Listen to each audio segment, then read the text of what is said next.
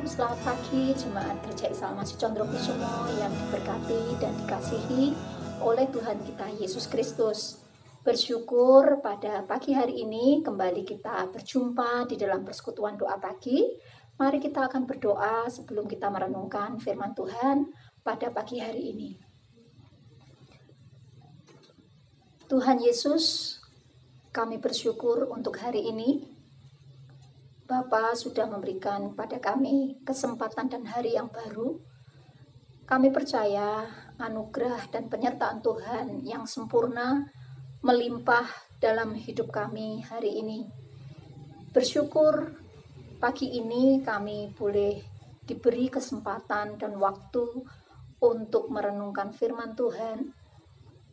Kami mohon Roh Kudus-Mu menolong kami supaya kami mengerti akan firman Tuhan yang kami renungkan dan dimampukan untuk melakukannya dalam kehidupan kami sehari-hari, supaya hidup kami menghasilkan buah-buah kebenaran yang memuliakan nama Tuhan.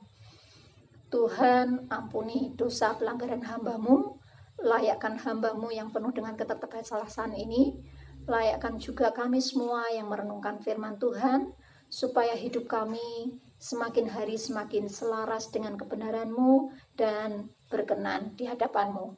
Terima kasih ya Bapa, di dalam nama Tuhan Yesus Kristus kami berdoa dan bersyukur. Haleluya. Amin. Bapak Ibu, saudaraku yang dikasihi oleh Tuhan Yesus, pagi ini kita merenungkan firman Tuhan yang saya beri judul Hiduplah dengan Benar. Kita akan membaca di dalam Roma 3 ayat 9 sampai dengan 31. Demikian firman Tuhan. Jadi bagaimana? Adakah kita mempunyai kelebihan daripada orang lain? Sama sekali tidak. Sebab di atas telah kita tuduh baik orang Yahudi maupun orang-orang Yunani bahwa mereka semua ada di bawah kuasa dosa. Seperti ada tertulis, tidak ada yang benar seorang pun tidak. Tidak ada seorang pun yang berakal budi. Tidak ada seorang pun yang mencari Allah. Semua orang telah menyeleweng, mereka semua tidak berguna, tidak ada yang berbuat baik, seorang pun tidak. Kerongkongan mereka seperti kubur yang ternganga, lidah mereka merayu-rayu, bibir mereka mengandung bisa. Mulut mereka penuh dengan sumpah serapah, kaki mereka cepat untuk menumpahkan darah. Keruntuhan dan kebinasaan mereka tinggalkan di jalan mereka, dan jalan damai tidak mereka kenal. Rasa takut kepada Allah tidak ada pada orang itu. Tetapi kita tahu bahwa segala sesuatu yang tercantum dalam kitab Taurat ditujukan kepada mereka yang hidup di bawah hukum Taurat, supaya tersumbat setiap mulut dan seluruh dunia jatuh ke bawah hukuman Allah. Sebab tidak seorang pun yang dapat dibenarkan di hadapan Allah oleh karena melakukan hukum Taurat. Karena justru oleh hukum Taurat orang mengenal dosa. Tetapi sekarang, tanpa hukum Taurat kebenaran Allah telah dinyatakan, seperti yang disaksikan dalam kitab Taurat dan kitab-kitab para nabi, yaitu kebenaran Allah karena iman dalam Yesus Kristus bagi semua orang yang percaya. Sebab tidak ada perbedaan, karena semua orang telah berbuat dosa dan kehilangan kemuliaan Allah, dan oleh kasih karunia telah dibenarkan dengan cuma-cuma karena penebusan dalam Kristus Yesus. Kristus Yesus telah ditentukan Allah menjadi jalan pendamaian karena iman dalam darahnya. Hal ini dibuatnya untuk menunjukkan keadilannya, karena ia telah membiarkan dosa-dosa yang telah terjadi dahulu pada masa kesabarannya. Maksudnya ialah untuk menunjukkan keadilannya pada masa ini, supaya nyata bahwa ia benar dan juga membenarkan orang yang percaya kepada Yesus. Jika demikian, apakah dasarnya untuk bermegah? Tidak ada. Berdasarkan apa? Berdasarkan perbuatan? Tidak, melainkan berdasarkan iman. Karena kami yakin bahwa manusia dibenarkan karena iman dan bukan karena ia melakukan hukum Taurat. Atau adakah Allah hanya Allah orang Yahudi saja? Bukankah ia juga adalah Allah bangsa-bangsa lain? Ya, benar. Ia juga adalah Allah bangsa-bangsa lain.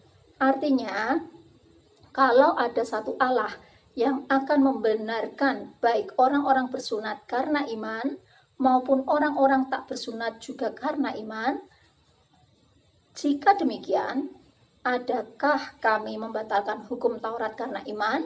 Sama sekali tidak. Sebaliknya, kami meneguhkannya. Bapak Ibu Saudara yang dikasihi Tuhan, bisakah kita membayangkan apabila kehidupan kita atau bangsa ini atau dunia ini tidak ada peraturan? Pasti kehidupan kita, kehidupan bangsa atau dunia kacau, berantakan, tidak karuan. Di dalam pembacaan kita tadi di ayat yang ke-10 sampai dengan 18, ketika kehidupan manusia tidak ada Tuhan, tidak mengandalkan Tuhan, tidak mengenal Tuhan, maka kehidupan manusia adalah hidup yang berantakan, hidup yang kacau. Mulut mereka isinya cuma sumpah serapah. Tindakan mereka adalah kekerasan, cepat untuk melakukan pertumpahan darah, tidak menyukai damai, tidak bisa mengampuni, bahkan mereka tidak punya rasa takut akan Tuhan, tidak punya rasa ingin mengenal Allah dalam kehidupan mereka.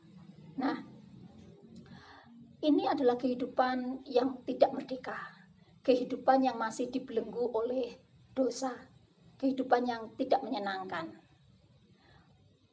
Allah ingin supaya kita bisa memiliki hidup yang benar. Kita harus mematuhi Tuhan supaya memiliki hidup yang benar. Oleh karena itu, Tuhan memberi kita peraturan yang tujuannya untuk membantu kita supaya kita hidup benar di hadapan Tuhan. Di dalam komunitas, baik itu di rumah, di sekolah, di tempat kita bekerja, bahkan dalam suatu bangsa, pasti ada peraturan yang tujuannya adalah untuk mengarahkan dan mengatur kehidupan orang-orang yang tinggal di dalam bangsa tersebut, di dalam komunitas tersebut, ya, supaya orang-orang yang tinggal di dalamnya ketika mentaati peraturan, mengikuti peraturan, hidup mereka semakin teratur dan terarah. Nah, jika kita mau memiliki hidup yang menyenangkan Tuhan, maka kita harus memiliki ketaatan untuk mematuhi peraturan Tuhan yang Tuhan berikan kepada kita. Bangsa Israel keluar dari Mesir menuju ke tanah Kanaan, tanah perjanjian. Tuhan memberikan hukum Taurat, aturan untuk mengatur kehidupan bangsa Israel ketika mereka keluar dari tanah Mesir menuju ke tanah Kanaan. Apa tujuan Allah memberikan hukum Taurat kepada bangsa Israel? Apa tujuan Allah memberikan hukum Taurat kepada kita?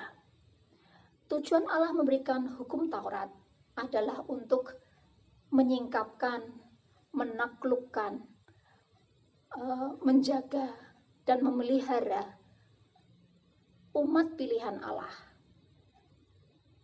supaya umat pilihan Allah memiliki kehidupan bagi Kristus, supaya kita, mereka orang-orang Israel yang keluar dari tanah Mesir, memiliki hidup yang dapat dipimpin kepada Kristus.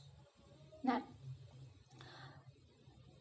Tuhan ingin memerdekakan kita dari belenggu dosa, dari kehidupan yang akan membawa kita ke dalam maut, dengan memberikan putranya yang tunggal, Yesus Kristus, sebagai penebus dosa kita, sebagai penebus hidup kita, dan memberikan hidup yang kekal, keselamatan. Tetapi supaya kemerdekaan, keselamatan, yang sudah kita nikmati, kita terima melalui Yesus Kristus ketika kita percaya kepada Yesus Kristus sebagai Tuhan dan Juru Selamat kita, hidup kita tetap hidup yang menyenangkan di hadapan Tuhan. Maka Tuhan memberikan aturan-aturan supaya menjaga hidup kita tetap pada tracknya Tuhan, tetap pada jalurnya Tuhan. Supaya hidup kita memiliki hidup yang biasa dipimpin oleh Tuhan. Tuhan tidak menginginkan kita memiliki hidup yang takut karena hukum, takut karena hukumannya, tetapi Tuhan menginginkan kita memiliki kehidupan yang takut akan Allah. Supaya kita punya hidup yang benar, maka yang pertama kita perlu taat pada Tuhan, bukan taat kepada peraturannya, karena peraturan Tuhan hanya untuk menjaga kita, menolong kita, supaya tetap memiliki hidup yang berkenan di hadapan Tuhan. Memiliki ketaatan, mematuhi perintah Tuhan.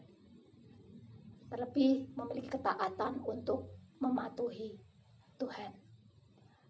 Mari kita memiliki hidup yang sudah dimerdekakan di dalam Yesus Kristus, tetapi hidup yang merdeka bukan hidup yang merdeka kebablasan, tetapi hidup yang merdeka dengan bertanggung jawab, dengan hidup yang benar di hadapan Tuhan, yaitu hidup yang mau taat mematuhi Tuhan.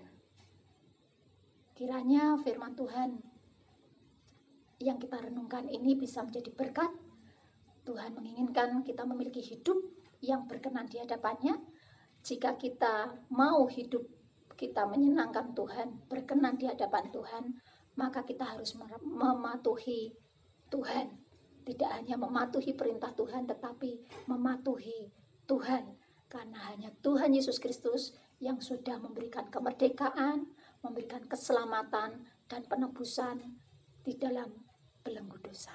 Tuhan Yesus memberkati. Mari kita berdoa. Tuhan, kami bersyukur untuk renungan kami pada pagi hari ini. Meskipun singkat, Engkau sudah memberikan kepada kami kebebasan hidup yang merdeka melalui penebusan-Mu di atas kayu salib yang membebaskan, mematahkan setiap belenggu dosa yang menjerat kami, supaya kami memiliki hidup yang jauh lebih baik, hidup yang menyenangkan hati Tuhan. Untuk itu Tuhan, beri kepada kami hati yang taat kepada Engkau. Engkau sudah memberikan kepada kami aturan-aturan di dalam firman-Mu, dan biarlah kami menjadikan Allah dan firman-Mu sebagai standar kebenaran, supaya mengatur hidup kami menjadi hidup yang berkenan, hidup yang menyenangkan, hidup yang benar di hadapan Tuhan. Terima kasih Tuhan, terima kasih. Di dalam nama Tuhan Yesus Kristus kami berdoa dan bersyukur. Haleluya. Amin. Tuhan Yesus memberkati.